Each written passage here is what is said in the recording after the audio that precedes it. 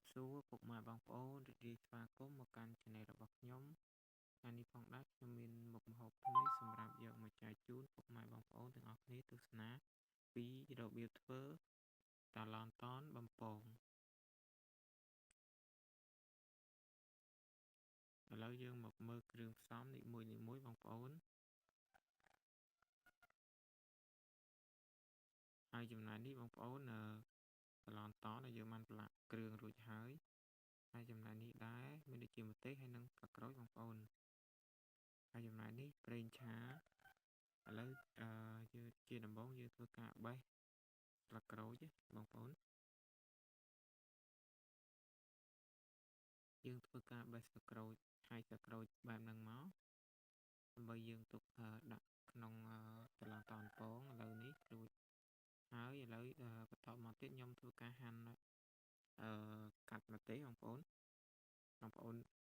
ហាន់ក៏បានបងប្អូនកាត់កត្រៃហ្នឹងក៏បានដែរបងប្អូនរួចហើយឥឡូវខ្ញុំមកធ្វើការដាក់បំពងតឡតនយកតែម្ដងបងប្អូនឥឡូវខ្ញុំធ្វើការដាក់ខ្ទះរួចហើយខ្ញុំចាក់ប្រេងឆាចូលបងប្អូនឥ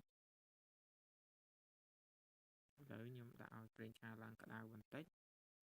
ឲ្យប្រេងឆាយើងក្តៅទៅចូលមកយើងធ្វើការដាក់តឡតនយើងចូលទៅបងប្អូនហើយសម្រាប់តឡតននេះខ្ញុំបានធ្វើការប្រឡាក់ទុកហាលមួយថ្ងៃបងប្អូនហើយសម្រាប់ការប្រឡាក់តឡតននេះដែរគឺងាយស្រួលទេបងប្អូនគ្រាន់តែបងប្អូនបុកខ្ទឹមហើយនឹងម្ទេសហើយយើងដាក់ស្ករសប៊ីចេងអញ្ចឹងណាបងប្អូនហើយម្សៅស៊ុបរ៉ូឌីអញ្ចឹងទៅគឺយើងលៃតាមបរិមាណរបស់យើងតឡតនហ្នឹងវាប៉ុណ្ណាយើងដាក់តាមហ្នឹងអញ្ចឹងណាបងប្អូន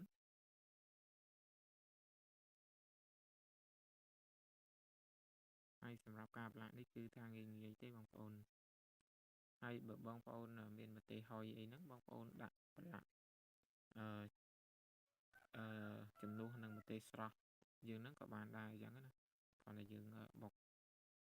ខ្ទឹមសហើយយើងចាក់ម្ទេសហុយយើងហ្នឹង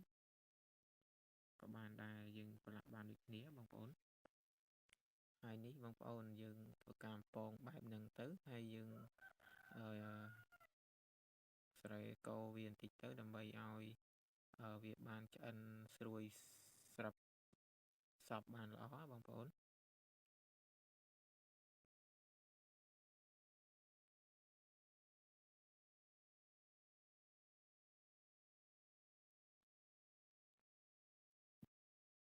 ហើយបងប្អូនកុំភ្លេចវះពោះវាហូតយកអាចវាចេញអញ្ចឹងណាបងប្អូនហូតយកពោះវាចេញណាពេលយើងមុននឹងយកមកប្រឡាក់ហ្នឹងហើយយើងធ្វើការលាងទឹកស្អាតហ្នឹងចំនួន4ទឹកអីចឹងទៅតាមហ្នឹងអញ្ចឹងណាបងប្អូនយើងប្រកាសថាវាស្អាតហើយបងប្អូនកុំភ្លេចធ្វើការវះហូតយកពោះវាចេញផងឥឡូវនេះបងប្អូនឃើញថាការបំពងរបស់យើងគឺថាបានឡើងយ៉ាងក្រហមហើយឡើង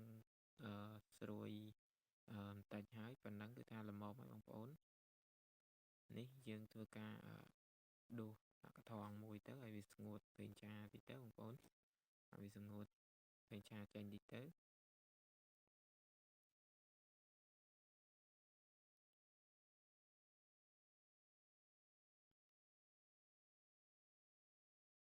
ហើយនេះដែរបងប្អូនខ្ញុំបានពងហើយ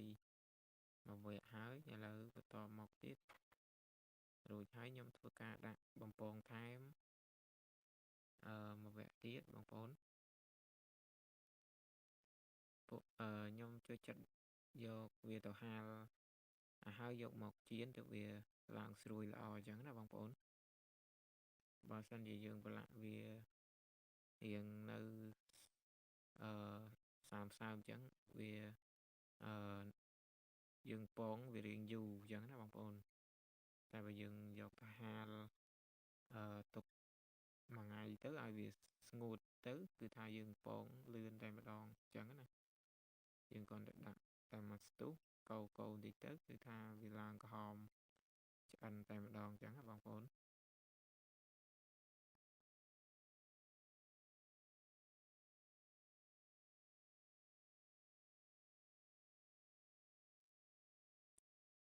បងប្អូនរៀងកោវាបន្តិចទៅដើម្បីឲ្យវាឆ្អិនបានល្អអញ្ចឹងណាបងប្អូនកោវាបន្តិចទៅដើម្បីឲ្យវាត្រឡប់បានលើហ្នឹងវាបានឆ្អិនសព្វល្អដែរអញ្ចឹងណាបងប្អូនហើយសម្រាប់ការពងយើងពងឲ្យល្មមក៏បានឬក៏បងប្អូនពងឲ្យរាងក្រហមស្រួយក៏បានអាស្រ័យតាមចំណូលចិត្តបងប្អូនទាំងអស់គ្នាបើបងប្អូនចេះញ៉ាំមកល្មមយើងពងយកតែមកល្មមទៅបានហើយបងប្អូនតែបើបងប្អូនអត់សូវចេះញ៉ាំ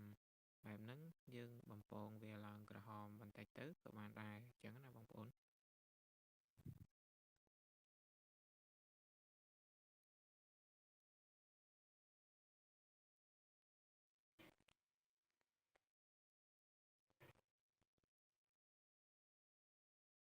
ហើយកន្លែងនេះដែរខ្ញុំឧស្សាហ៍កូរដើម្បីឲ្យវាបានឆ្អិនសព្វល្អបងប្អូនខ្ញុំកូរបែបហ្នឹងឡប់កូរឡប់ទៅឡប់មកបែបហ្នឹងណាបងប្អូនហើយសម្រាប់ពុកម៉ែបងប្អូនដែលមិនទាន់បានចុច Subscribe សូមពុកម៉ែបងប្អូនទាំងអស់គ្នាជួយចុចឲ្យខ្ញុំបានម្នាក់មួយផងហើយនឹងចុចសញ្ញារូបកណ្ដឹងដើម្បីទទួលបានវីដេអូថ្មីអរគុណឥឡូវបន្តមកបងប្អូនកន្លែងនេះយើងធ្វើការដាក់សាច់ក្រូចមកប្រើទៅមកផ្លែតទៅហើយយើងស្រង់ចេញទៅបានហើយព្រោះប្រេងឆាយើងក្តៅអញ្ចឹងយើងដាក់ទៅតាមមួយផ្លែតគឺថាវាឡើងស្រួយតែម្ដងសាច់ក្រូចនេះណាបងប្អូនយើងមិនចាំបាច់ដាក់វាយូរពេកទេឥឡូវនេះខ្ញុំបានធ្វើការបំពងរួចសពគ្រប់អស់ហើយបងប្អូនឥឡូវយើងមកធ្វើការយករៀបចំដាក់ចានតែម្ដងហើយនេះបងប្អូនខ្ញុំបានធ្វើការបំពងរួចអស់ហើយ